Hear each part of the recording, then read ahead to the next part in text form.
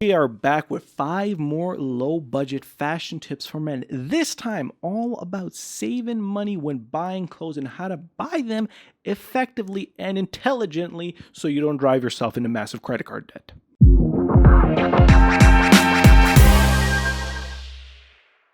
How's it going, everybody? George here from GP Lifestyle, helping you guys dress better, look better, and ultimately be better through style, tutorial, and tips videos like this. And in today's video, guys, I'll give you guys 5 low-budget fashion tips for men.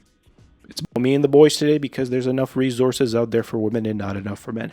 But before we jump into that, I just want to say a big thank you to you guys for the last video I made talking about how I just want to switch it up a little bit and be more myself and a lot more lighthearted in these videos. Thank you guys.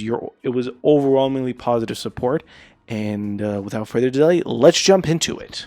Tip number 1 is going to help you make the best decisions when buying clothes, in that if you can't wear it with at least 5 outfits, don't buy it. Now, we all have stuff in our closet that we have purchased, whether it's a sneaker, a sweater, a hoodie, whatever it might be, that we never ever wore.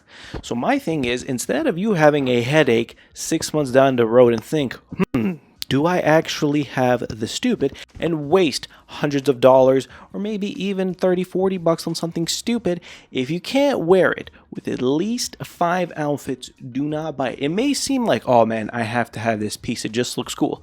Maybe it just looks cool because of the guy who's wearing it or the picture on the website. But if you can't find 5 outfits that work with it well, don't buy it. If you can find 5 outfits, definitely buy it. The rationale for you buying it is a lot higher, and you're going to get a lot more wears out of it. So if it's something more expensive, you know you're going to get your money's worth. And if it's something that's not so expensive, you won't hate yourself and feel retarded. But number 2 on this list is going to be the most time consuming, and that is to start in the clearance section or the sales section online. You're going to have to get deep to the trenches here. There's going to be a lot of stuff that you have to rummage through. But if you're looking for the best deals and automatically save money and free up more of that budget, definitely go dig through that damn clearance rack, and hopefully you're going to find something that you like and that's in your size. This one is going to be the most challenging because you have to wonder if something you like is on sale, because if it's usually on sale or in clearance, not a lot of people like it.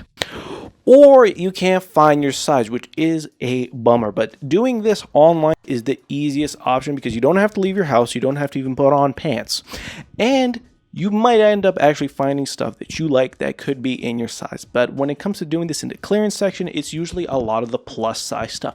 So if you are on the bigger side, this may actually be a better option for you because not everyone's going to need to wear a double or triple XL. Tip number 3 is to buy higher quality basics. Now, I know what you're thinking. Budgeting, you're supposed to spend less and less, as much less as you can. Well, how about on basics? Stuff that you're going to wear with the most amount of outfits and almost every single day. Allocate most of your budget here to high quality t-shirts, pants, jeans, the real foundation and staple of any men's wardrobe, regardless of the type of style that you like. This is what you're going to wear the most often, that's going to go in through the laundry maybe once or twice a week. You want it to hold up. So definitely, if you can afford to spend a little bit more on like higher quality t-shirts and pants, go ahead and do so. But if you can't afford to spend more and you're stuck with, not the highest quality stuff, definitely buy duplicates. This is going to, and when you buy that duplicate, leave it in the closet. Don't wear both of them at once. Wear out the first one and have the second one there on standby. I do this with white sneakers. For me, that is the best way that you can get it because, again, it's one of the more versatile ones. But you can do this with, again, t-shirts, pants, and white sneakers, like I mentioned. Tip number 4 is to go thrifting. Now, a couple years ago, if you were to mention to go thrifting, you would think you were down bad, broke. But now we're up all of a sudden. Now thrifting has become this sort of gold mine of finding vintage clothing and vintage streetwear. It's no longer bummy hand-me-downs. It is now loaded with vintage streetwear, vintage sneakers, and even vintage designers. So if you're ready to get back in the trenches and dig some more for good finds, this is definitely a great option because you can, again, get stuff that would look a lot more expensive than they really were by taking a lot of time and effort. A lot of the budget stuff is you're sacrificing convenience for money. which pretty much is like 90% of fashion, really, if you think about it. But definitely now you can definitely go into a bunch of different thrift stores and just look through their crew necks, their jeans, their hoodies, even some of their coats and outerwear, and maybe find like old North Face, old Gucci, and hell, you're gonna get the designer looks that everyone wants right now for like a fraction of the cost, because you sacrificed your time to find it and not your money. Big brain.